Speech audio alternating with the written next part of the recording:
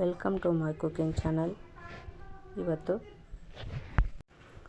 ತುಂಬ ರುಚಿಯಾದ ಸಿಹಿಯಾದ ಸ್ವೀಟ್ ಮಿಲ್ಕ್ ಪೂರಿ ಮಾಡುವ ವಿಧಾನ ನೋಡೋಣ ಬನ್ನಿ. ಮಕ್ಕಳಿಂದ ದೊಡ್ಡವರವರೆಗೂ ಎಲ್ಲರಿಗೂ ಇಷ್ಟವಾಗುವ ಈ ರೆಸಿಪಿ ತುಂಬ ಸುಲಭ. ಮೊದಲನೇದಾಗಿ 2 ಬೌಲ್ದಷ್ಟು ಮೈದಾ ಹಿಟ್ಟು, 1/4 ಭಾಗದಷ್ಟು ಚಿರೋಟಿ ರವೆ, ಸ್ವಲ್ಪ ಉಪ್ಪು, ಸ್ವಲ್ಪ ಅಡುಗೆ ಸೋಡಾ, ಸ್ವಲ್ಪ ಎಣ್ಣೆ ಹಾಕ್ಕೊಂಡು ಚೆನ್ನಾಗಿ ನಾದಿಕೊಳ್ಳೋಣ.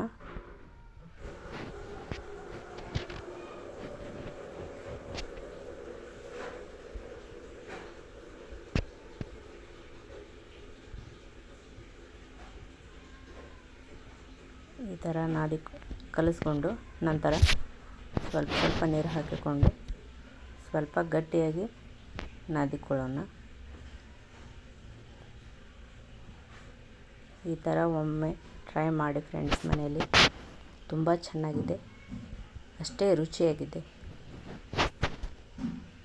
ಇವಾಗ ಸ್ವಲ್ಪ ಎಣ್ಣೆ ಹಚ್ಕೊಂಡು ಇನ್ನೊಂದು ಸ್ವಲ್ಪ ನಾದಿಕೊಳ್ಳೋಣ. ಒಂದು 10ರಿಂದ 15 ನಿಮಿಷ ನೆನೆಯಲು ಬಿಡೋಣ. ನಂತರ 1/4 ಲೀಟರ್ನಷ್ಟು ಸ್ವಲ್ಪ ಗಟ್ಟಿಯಾದ ಹಾಲು ತಗೊಳ್ಳೋಣ.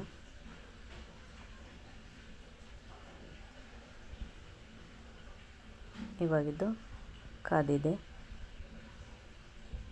ಇದಕ್ಕೆ ಇವಾಗ 1/4 ಕಪ್ನಷ್ಟು ಸಕ್ಕರೆ ಹಾಕೊಳ್ಳೋಣ. ಸಕ್ಕರೆ ಹಾಕ್ಕೊಂಡು ಸ್ವಲ್ಪ ಕರಗೋವರೆಗೂ ಸ್ವಲ್ಪ ಕೈ ಆಡಿಸ್ತಾನೆ ಇರೋಣ.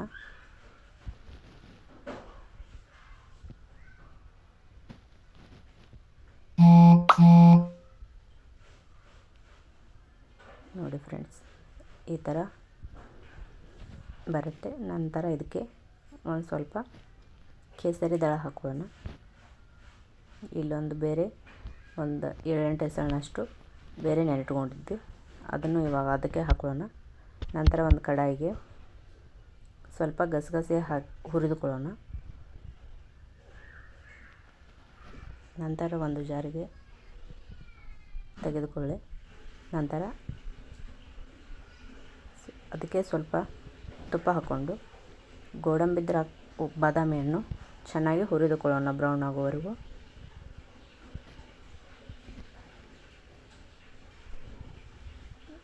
ಇದನ್ನು ಅದೇ ಸ್ವೀಟ್ ಹಾಲಿಗೆ ಹಾಕ್ಕೊಂಡು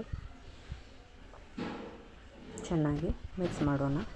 ನಂತರ ಜಾರಿಗೆ ಗಸಗಸೆ ಹಾಕಿದ್ವಲ್ಲ, ಅದಕ್ಕೆ 7ರಿಂದ 8 ನೆನೆಸಿಟ್ಟ ಬಾದಾಮಿ ಮತ್ತು ಗೋಡಂಬಿಯನ್ನು, ಒಂದು 4ರಿಂದ 5 ಏಲಕ್ಕಿ, ಸ್ವಲ್ಪ ನೀರು ಹಾಕ್ಕೊಂಡು ಚೆನ್ನಾಗಿ ರುಬ್ಕೊಳ್ಳೋಣ. ನಂತರ ರುಬ್ಬಿದ ಮಿಶ್ರಣವನ್ನು ಅದೇ ಹಾಲಿಗೆ ಹಾಕಿ ಚೆನ್ನಾಗಿ ಮಿಕ್ಸ್ ಮಾಡೋಣ. ಇವಾಗಿದ್ದು ರೆಡಿ ಆಯಿತು. ಸ್ವಲ್ಪ ಆರಲು ಬಿಡೋಣ. ನಂತರ ಒಂದು ಕಡಾಯಿಗೆ ಎಷ್ಟು ಬೇಕೋ ಅಷ್ಟು ಸ್ವಲ್ಪ ಎಣ್ಣೆ ಹಾಕ್ಕೊಳ್ಳಿ. ನಂತರ ಹಿಟ್ಟು ಚೆನ್ನಾಗಿ ನೆನೆದಿದೆ. ಇವಾಗ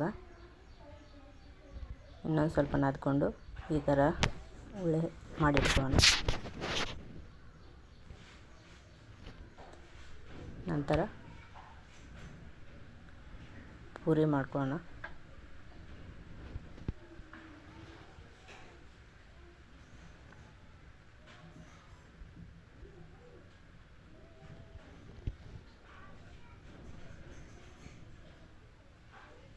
ಈ ಸ್ವೀಟ್ ಮಿಲ್ಕ್ ಪೂರಿಗೆ ಸ್ವಲ್ಪ ಪೂರಿ ಸಾಫ್ಟಾಗಿ ಮಾಡ್ಕೊಳ್ಳಿ ಫ್ರೆಂಡ್ಸ್.